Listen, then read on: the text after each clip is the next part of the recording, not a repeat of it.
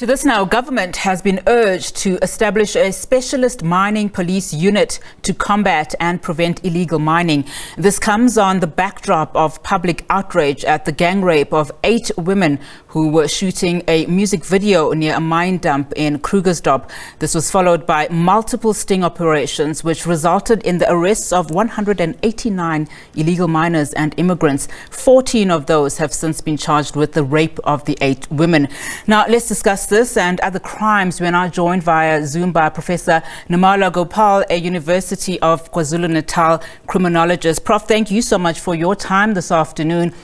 Now, of course, it's not the first time that we hear of, communities calling for specialist policing units, to combat crimes, particularly if there was an outrage of a particular crime like we saw in Krugersdorp. To what extent do these units and to what extent are they essential elements of an effective, community policing system as a result of, such crimes? I mean, how important are these policing programs, these policing units? Good afternoon, Unachi, and good afternoon to your viewers. I think, first of all, a very critical discussion. And to say, of course, when you ask how critical are these or how important are these units, they're extremely important. And I think they're extremely important, especially within the context of crime prevention and even perhaps crime deterrence. So I want to quickly add that, when the community policing forums, for example, the idea was conceptualized, the whole idea was to reduce crime and violence within communities. And of course, every time we report on crime, the focus does actually turn on the South African Police Service or other law enforcement authorities in the country. An Afrobarometer reports, that the confidence in the police has halved over the last, 10 years, with 73% of respondents saying they have little to no confidence in the police. What can be done, to rebuild that trust? It's of course, first of all, not unusual and not new statistics, I think, in terms of the fact that the confidence of the public has decreased. However, I do think what's important, and you did mention very pertinently, that it is the criminal justice system which comprises the police, the courts, and correctional services. And perhaps what should be done in terms of the public having this kind of knowledge is to have greater awareness campaigns for the public to realize it's not just at the police level, but the police should work. The police actually need to work in conjunction with the courts and the correctional services in terms of stopping reoffending at the level of correctional services, but also in terms of convictions. How effective are the court processes in terms of ensuring that we have convictions?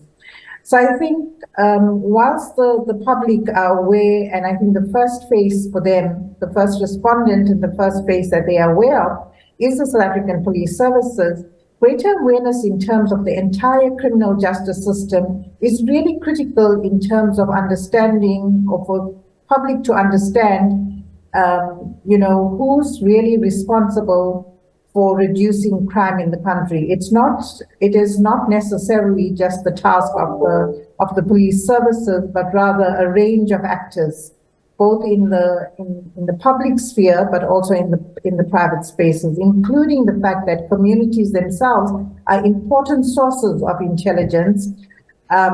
Business against crime is also an important stakeholder in terms of reducing crime and violence in communities. So I think maybe what we don't do well enough, and maybe this is what the police in conjunction with other law enforcement portfolios don't do well enough, is educate and make the public aware of who is actually responsible for fighting crime and violence.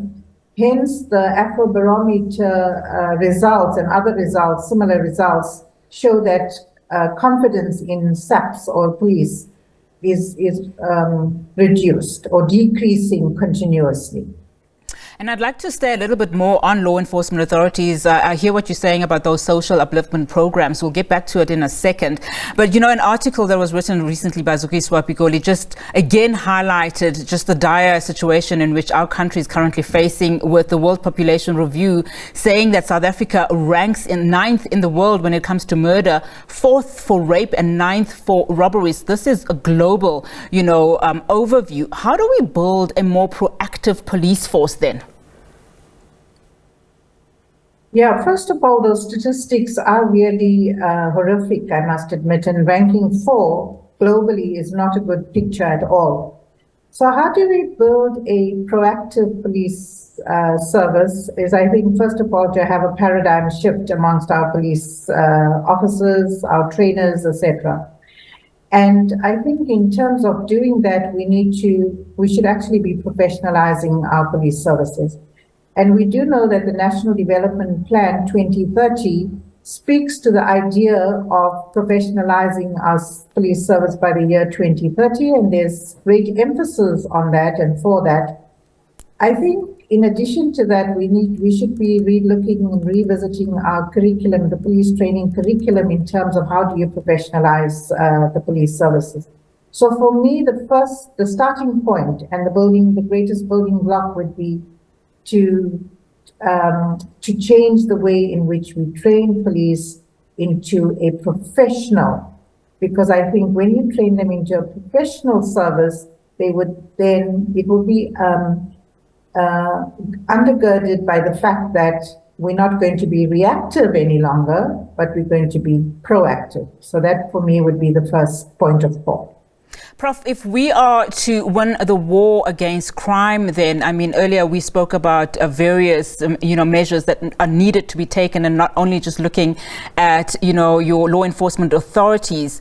Who then needs to be taking the lead in as far as introducing social upliftment programs and making sure that some of those implementations are then, indeed implemented, so that we can start seeing South Africans feeling safe again?